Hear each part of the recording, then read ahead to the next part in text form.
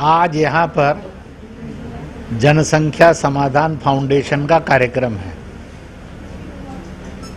पूरा विश्व भारत सहित बढ़ती जनसंख्या और जनसंख्या का असंतुलन इस पर चिंतित है।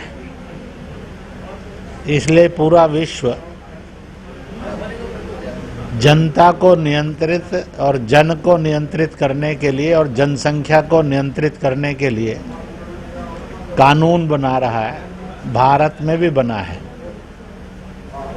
वर्षों से हमारे दो लिखा हुआ मिलता है सब जगह पर।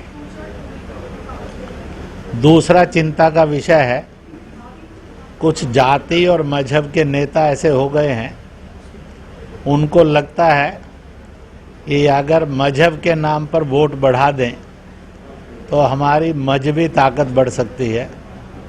किसी किसी नेता को लगता है जाति के नाम पर वोट भड़का लें और बढ़वा लें तो जाति का वर्चस्व बढ़ेगा। मजहब और जाति के नाम पर देश को अधिक जनसंख्या देना ये असंवैधानिक है, अमानवीय है। अब तो देवबंद वालों ने भी कह दिया है कि सर्वे होना चाहिए। जिन्होंने सर्वे को लेकर दहशत पैदा करने की काम की है, उन्होंने मुसलमान का और इस्लाम का अपमान भी किया है और अहित भी किया है।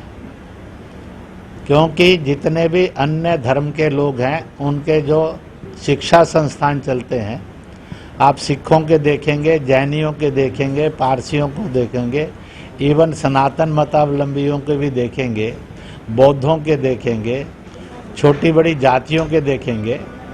वहाँ पर धर्म की शिक्षा के साथ साथ आधुनिक शिक्षा भी दी जा रही है। खेल कूद की, कला की और स्किल की भी शिक्षाएं दी जा रही हैं, तरक्की कर रहे हैं। परंतु यहाँ केवल दीन की तालीम दी जाती है। अभी एक मदरसे में गए तो बच्चों ने कहा, हम दीन की तालीम के साथ साथ टीचर बनना चाहते हैं, हम डॉक्टर बनना चाहते हैं, हम चार्टर्ड अकाउंटेंट बनना चाहते हैं, हम जो है एडवोकेट बनना चाहते हैं। पर दीनी तालीम से तो हम ये सब नहीं बन सकेंगे। और इसलिए दुनियावी तालीम।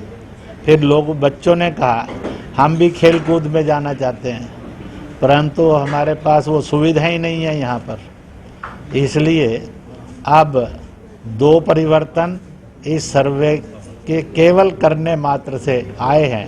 पहली बात कि वहाँ पर जो कुछ अवैध होता था वो नियंत्रित हुआ है, और दूसरा अब सबने ये मान लिया है दीनी तालीम के साथ साथ आधुनिक शिक्षा, खेल कूद, कला की शिक्षा, स्किल की शिक्षा भी देंगे, और इसी के साथ साथ वह भारतीय बने।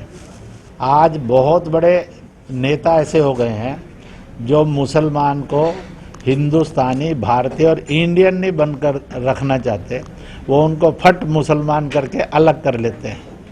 इसलिए ऐसी जो देश विरोधी ताकतें हैं, अब उसमें पीएफआई का भी एक चेहरा आया है, और भी ऐसे चेहरे हैं कई, तो इनके को लगाम लगाने के लिए प्रतिबंध लगाया, अच्छा किया। और ऐसा जो समाज की एकता और अखंडता को तोड़ते हैं और देश विरोधी काम करते हैं। आप देखेंगे कई संस्थाएं तो ऐसी हैं जिनके कार्यक्रमों में पाकिस्तान जिंदाबाद तक का नारा लग जाता है। अब उस नारा लगने के बाद भी सोचने की कोई गुंजाइश नहीं रहती कि ये पाकिस्तान जिंदाबाद लगा है तो ये संस्था के तार भारत से नहीं जुड़े हैं, भारतीयों से नहीं जुड़े हैं, आप सब से नहीं जुड़े हैं, हम सब से नहीं जुड़े हैं, उनके विदेशी तार हैं, विदेशी फंडिंग है। कानून कब तक बनेगा? परंतु जनता चाहती है कि जितना जल्दी हो सके कानून बने।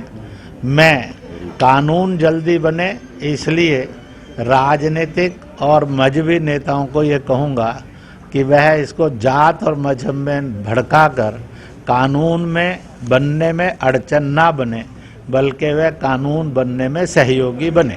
मुसलमानों के लगातार पिछले 20-25 वर्षों में पत्र आ रहे थे कि राजनीतिक नेता और मजहबी नेता जो बोलते हैं वो मीडिया में छपता है, उससे हम गुमराह हो रहे हैं। और इसलिए मुसलमानों की इच्छा है कि वह हिंदू और हिंदुत्व और राष्ट्रीय स्वयंसेवक संघ इससे डायरेक्ट डायलॉग करें।